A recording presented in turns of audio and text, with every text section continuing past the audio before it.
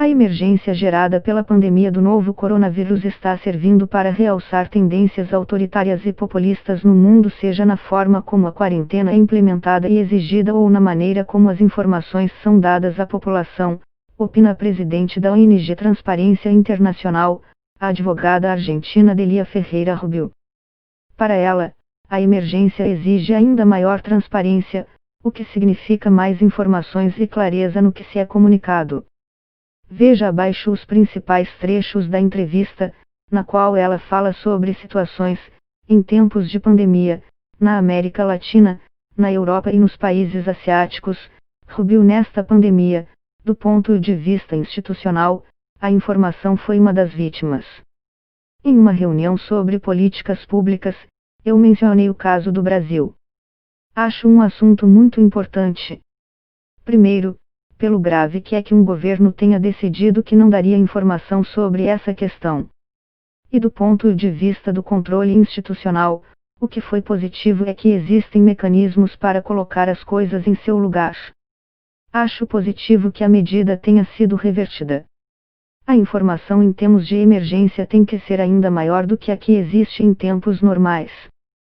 Temos que conseguir que os governos nos transmitam não só o que fazem e respondem em termos de emergência e de compras públicas e utilização dos recursos, e como as doações são realizadas e ajuda social e etc. Além disso, os cidadãos precisam ter acesso à informação sobre temas específicos ligados à emergência que estamos vivendo. Por exemplo, quais são as medidas que estão sendo tomadas. E isso deve ser informado à sociedade de forma clara para que se possa gerar credibilidade, confiança e uma reação da sociedade diante de um problema que nos afeta a todos. Precisamos saber, por exemplo, que medidas sanitárias estão sendo tomadas.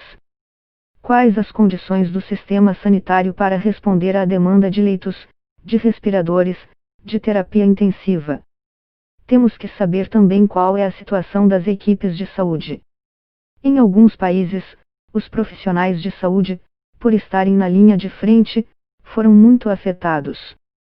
E isso não é só porque estão próximos dos doentes, mas sim porque muitas vezes não foram adotadas as medidas para protegê-los da forma adequada, os materiais de proteção, as roupas, as máscaras e etc.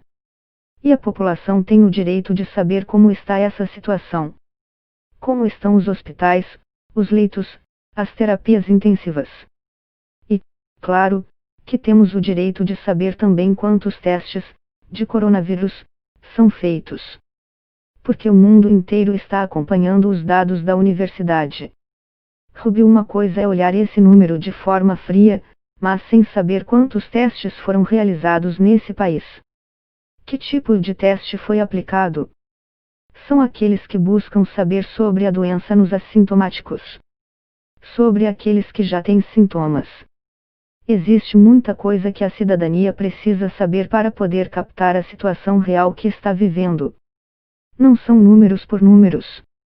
Rubio: acho que são argumentos que desconhecem ou subestimam a capacidade de inteligência da cidadania.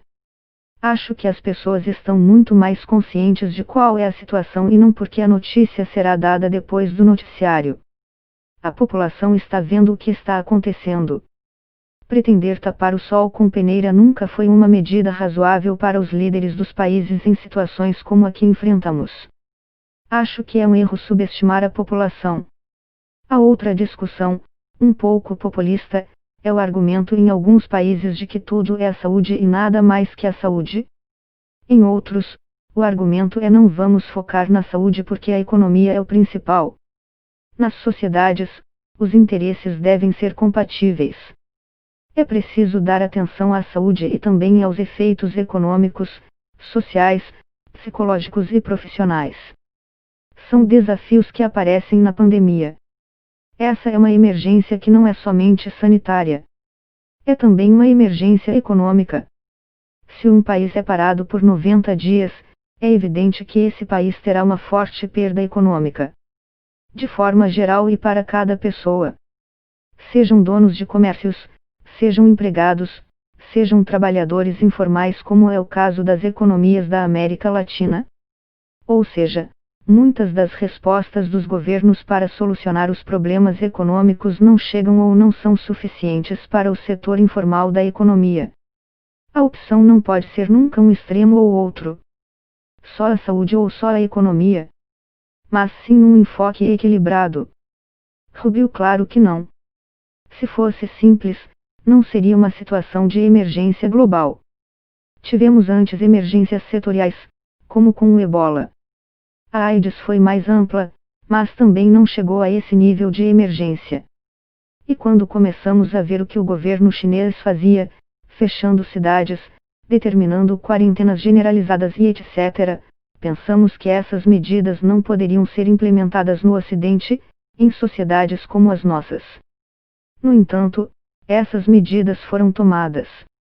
É uma situação especial e cada governo tenta fazer o melhor, mas não é fácil encontrar esse equilíbrio. Mas quando se definem políticas públicas é preciso pensar qual é a situação de cada país.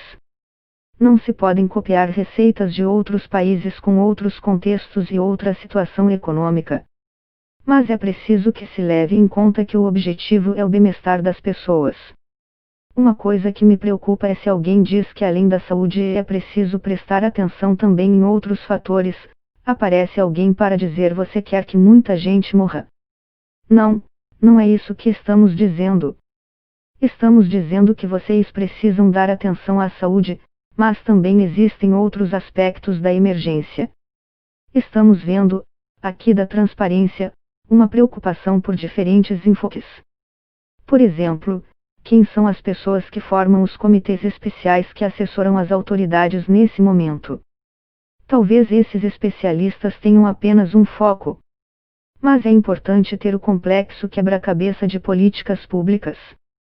Rubio acho que em relação aos comitês, o modelo é o uruguaio por causa da variedade dos aspectos da emergência.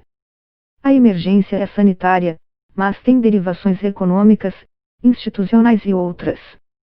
Mas mesmo no assunto sanitário é preciso ouvir várias vozes. Na Argentina, por exemplo, as crianças não tiveram a devida atenção na quarentena.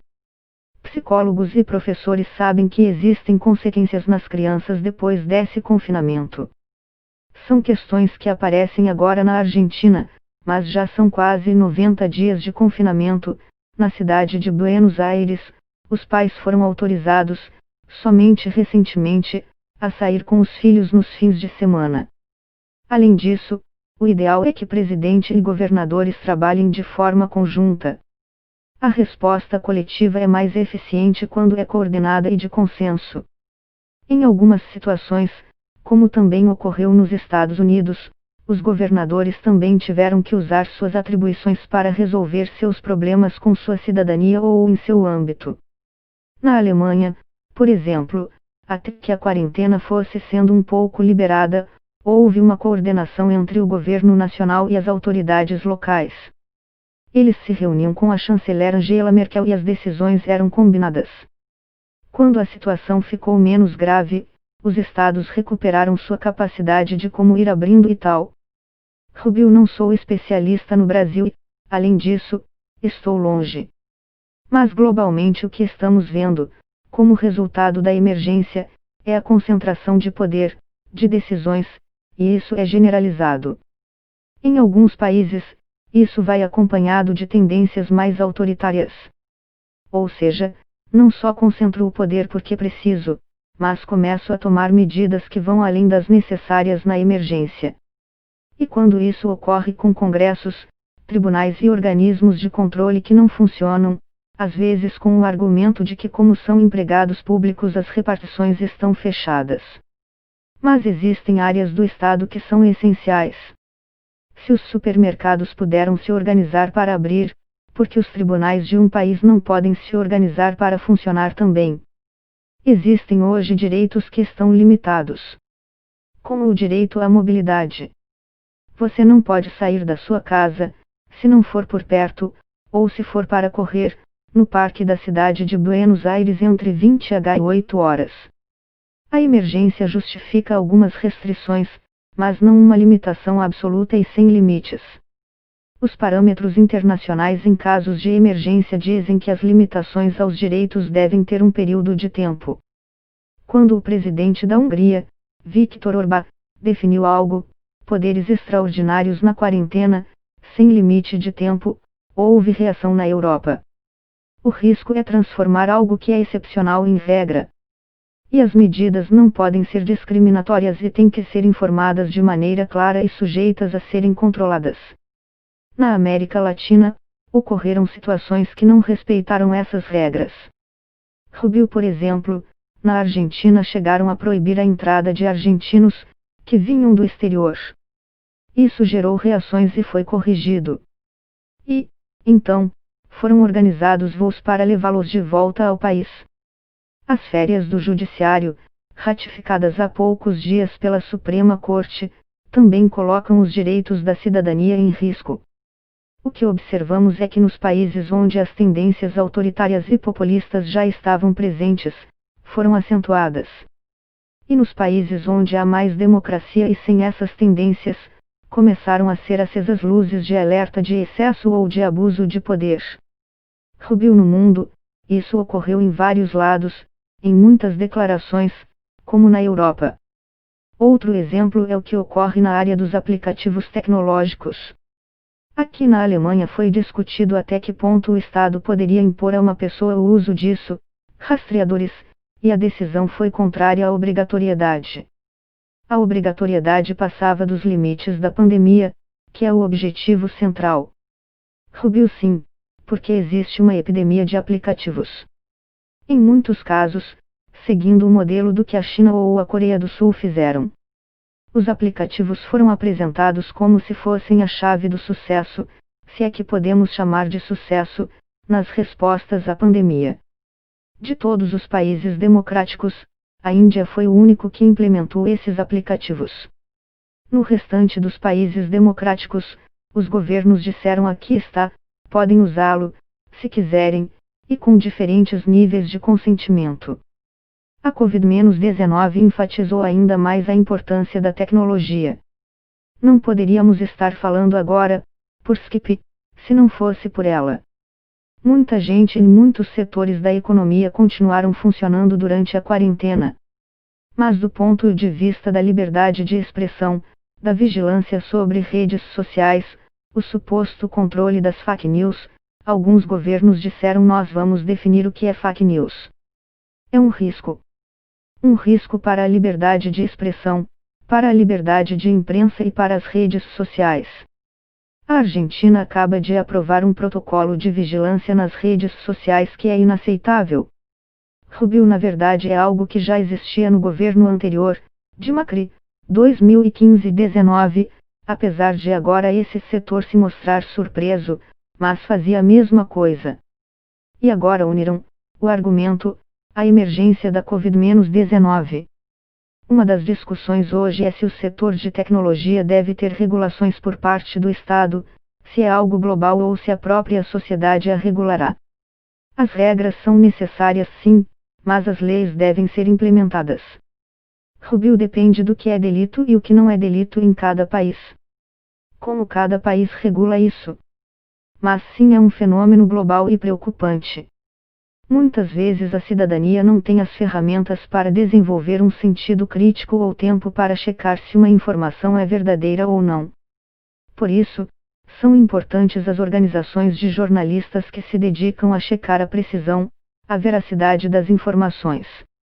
Rubio aquela maquiagem de dados contraria a transparência e o acesso à informação pública. Não eram dados reais da economia. Quando Macri assumiu buscou recuperar a credibilidade do organismo de estatísticas, INDE, e isso se conseguiu. Rubio sim, era visível ao ir ao supermercado. Mas um setor da população acreditava e outro, não? E houve uma questão jurídica para se saber como os dados eram feitos e, ao mesmo tempo, economistas que faziam levantamentos paralelos foram multados. E o parlamento passou a divulgar o que foi chamado de índice do Congresso baseado nos dados dos economistas independentes que faziam segmento dos preços e mostravam uma realidade diferente da que era mostrada pelo dado oficial. Rubio acho que são situações diferentes. Uma coisa é um instituto de estatísticas, como foi na Argentina, e acho que no Brasil é o Ministério da Saúde. Rubio, o modelo que quase todos os países aplicaram veio da Ásia. Mas as estatísticas da China estão sendo questionadas. Mas é um país especial por ter, digamos, um regime autoritário. É difícil saber se as cifras divulgadas são reais ou não. Alguns dizem que, em termos de restrição de direitos, nesta pandemia, voltamos ao século XVI, com todos confinados. Algo positivo que deixará a Covid-19 é a valorização social da ciência. Rubio, não é só a corrupção nas compras públicas para a pandemia, mas também as pequenas corrupções, quando um cidadão precisa de algo. Pode ser um leito nessa emergência ou até as ajudas emergenciais que os governos distribuem na pandemia. E às vezes essas ocasiões geram corrupção ou um risco de corrupção.